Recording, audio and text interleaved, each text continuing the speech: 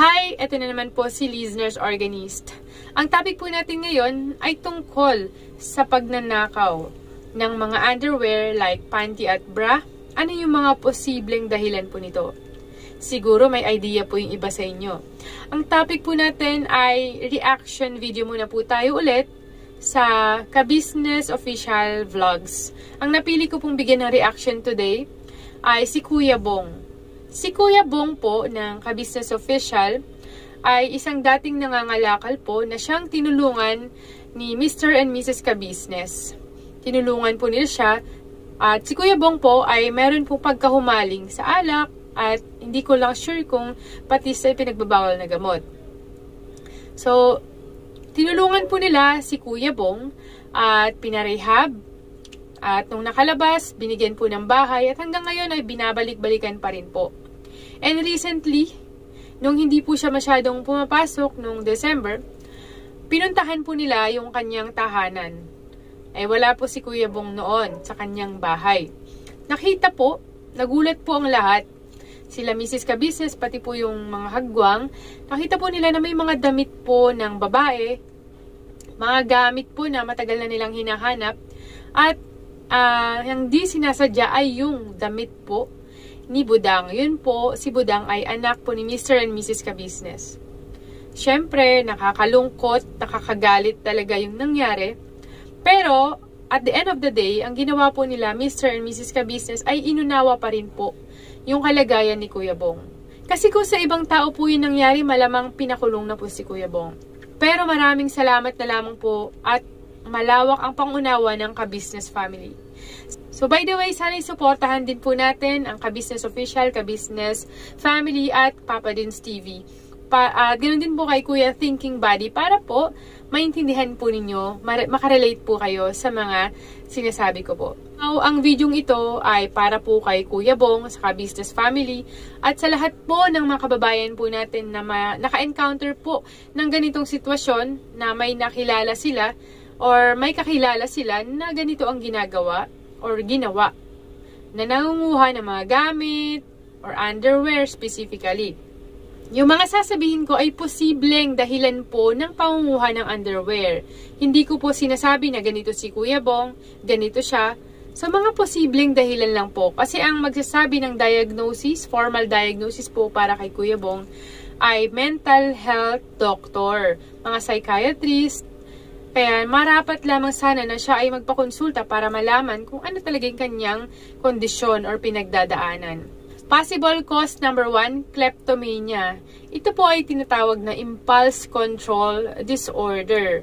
Ibig sabihin, pabigla-bigla silang nangunguha ng gamit ng hindi sila nag-iisip or involuntarily kinukuha nila yung gamit ng ibang tao na kung saan hindi naman po nila ito kailangan, hindi naman nila ito gagamitin or hindi naman nila ito ibibenta, basta nangunguha lang sila ng hindi nag-iisip. Ang posibleng dahilan po ng kleptomania ay maring namana niya po ito sa pamamagitan po ng genes galing sa kanyang pamilya, sa mga magulang, or dahil sa addiction ng mga substances like alak, illegal na droga, or may additional problem pa po siya sa kanyang mental health like anxiety, depression, at iba pa po.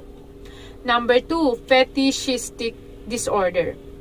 Ito naman po, specific lang yung kanilang kinukuha. So, ibig sabihin, nakafocus lang po sila sa mga underwear, katulad po ng mga panty, bra, ganun din po yung mga stockings at marami pang iba na kung saan ginagamit po nila ito para sila po ay magkaroon po ng intense sexual arousal. So, ito pong fetishistic disorder or underwear fetishism ay nangyayari kapag nagkakaroon po ng sobrang arousal po sa paggamit po ng mga inanimate object. Like, yan nga po yung mga underwear. Ito po ay nagdudulot po sa kanila ng distress, at nakaka-apekto na po sa kanilang pang-araw-araw na pamumuhay. Hindi sila makakapag-function ng maayos sa kanilang paghahanap buhay. Number 3, compulsive stealing or shoplifting. Pagka-compulsive stealing, parang pareho lang din po siya ng kleptomania. Yung shoplifting naman po, yun po yung pangunguha ng mga items.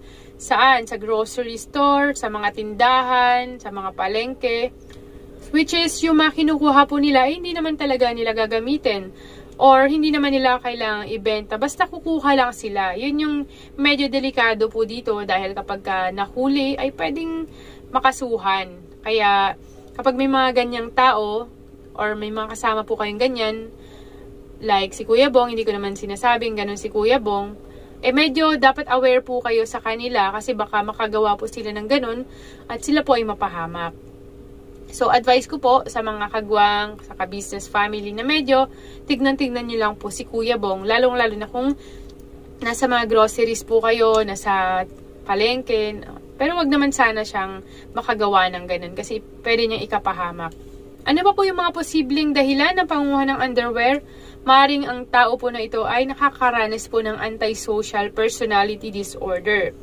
Ang isang tao na may antisocial personality, sila po yung pabigla-bigla at irresponsable.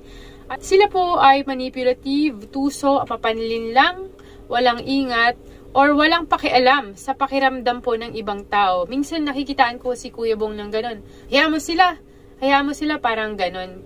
Bakit may mga taong antisocial? So, maring dalawa yung dahilan po nito. Unang dahilan, maring namana po nila itong genes ng kanilang mga magulang. Kaya nagkaroon po sila ng ganitong sitwasyon. Pangalawa, pwedeng ma-develop ang antisocial personality dahil po sa kanilang sitwasyon na pinagdaanan noon. Like sila po ay napabayaan or inabuso ng mga tao. So, ang mga ito ay pwedeng mag-trigger para ma-develop yung antisocial personality. Ulitin ko po pwedeng namana or pwedeng dala po ng sitwasyon na kanyang pinagdaanan na napabayaan at inabuso noong siya ay medyo bata pa. Number 5, baka may pinagdadaanan pa po siyang psychological issues katulad po ng addiction to certain substances, pwedeng alak, pwedeng pinagbabawal na gamot, stress, depression, at anxiety. Baka pwedeng nagdaranas ang tao ng ganyan kaya sila nangunguha ng gamit ng ibang tao. Ginagamit po nila ito bilang coping mechanism. Ginagawa po nila ang pangunguha ng gamit para magkaroon po ng excitement sa kanilang buhay para makalagpas po sa kanilang pinagdadaanan na addiction, stress, depression, at anxiety. Lastly, number 6, sociological reasons. Baka siya po ay nagnanakaw or nangunguha ng underwear, una, kahirapan ng buhay, o kaya naman po ay impluwensya ng kanyang mga kaibigan, o kaya naman po, ito'y paraan niya para magiganti.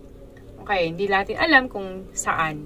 Tandaan po natin na ang isang tao na nangunguha ng underwear ay pwede makitaan ng isa sa mga nabanggit ko o kaya 2 or 3. Pero masasabi ko lang po kay ka-business, ang gawin niyo po kay Kuya Bong ay ipa-check up po siya sa mental health professional like psychiatrist, psychologist para ma-check up po siya physically at mentally.